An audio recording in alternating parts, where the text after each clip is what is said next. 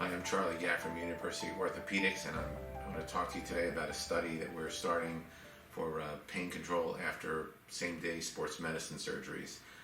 Many of you know that we're currently facing an opioid crisis in the United States, and one of the risk factors for opioid addiction is using post-operative narcotics after same-day sports medicine surgeries.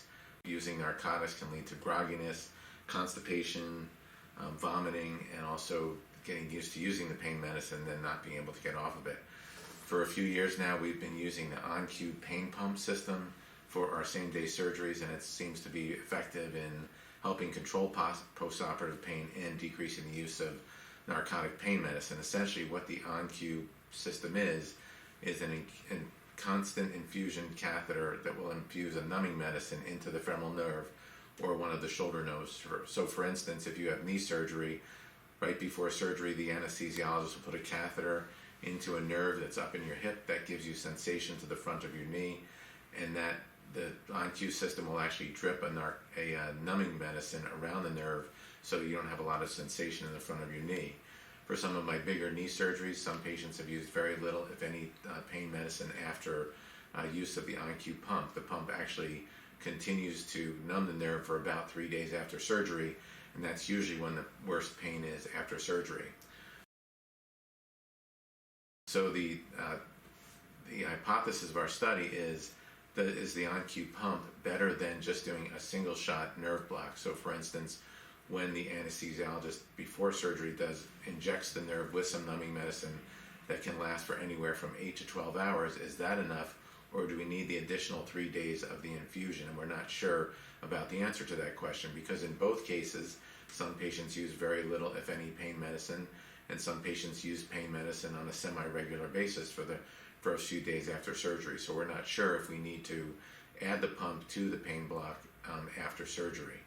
What are the disadvantages of the pain pump are that you have to carry around this small-sized ball that's about the size of a baseball. You carry it around in a fanny pack, but sometimes the tube disconnects and there's some leakage, and sometimes there's some redness around the catheter site. So ideally, if the single shot block would last longer, you wouldn't have to carry the pain ball around. So the idea of our study is to have everybody who gets same-day surgery get a nerve block and then also get the pain ball placed. But in half of the patients, the pain ball will have the numbing medicine, and in half of the patients, the pain ball will have saline, which doesn't provide any numbing of the nerve. And then we'll monitor your pain scores and your narcotic use. It'll be easy to monitor these because the company has an app that works on all cell phones that will monitor your pain scores. You can just enter them. They'll be prompted to enter them via a text message, and also you can enter your use of pain medicine as well. We do that for the first 7 days after surgery, and then we also collect your pain scores at about 2 weeks after surgery and 30 days after surgery. Once we are able to compare all the data between the two groups of patients, we'll be able to tell whether the on-cue pain pump is effective in, number one, decreasing your pain after surgery, and number two, decreasing the amount of narcotic pain medicine you use after surgery.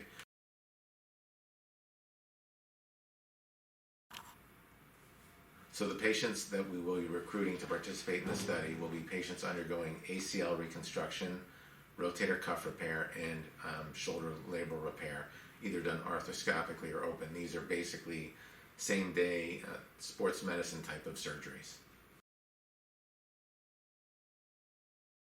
So we don't really foresee many risks in participating in the study. If you're concerned about pain control after surgery, whether you're designated to the treatment arm, which would be having the pain ball filled with numbing medicine versus having the pain ball filled with saline, all patients are given a prescription for pain medicine after surgery to control the post-operative pain.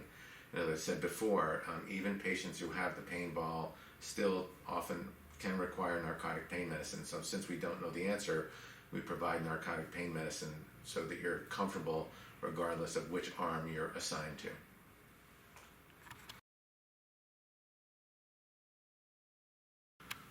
So if you do agree to participate in the study, you'll be given a consent form, which is a very thorough description of the study. And if you have any further questions, we'll be happy to answer them for you.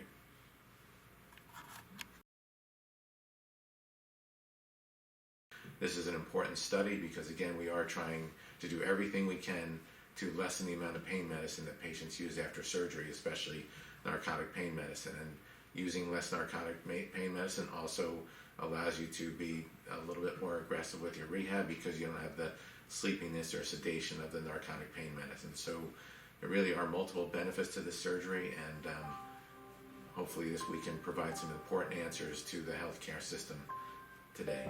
Thanks.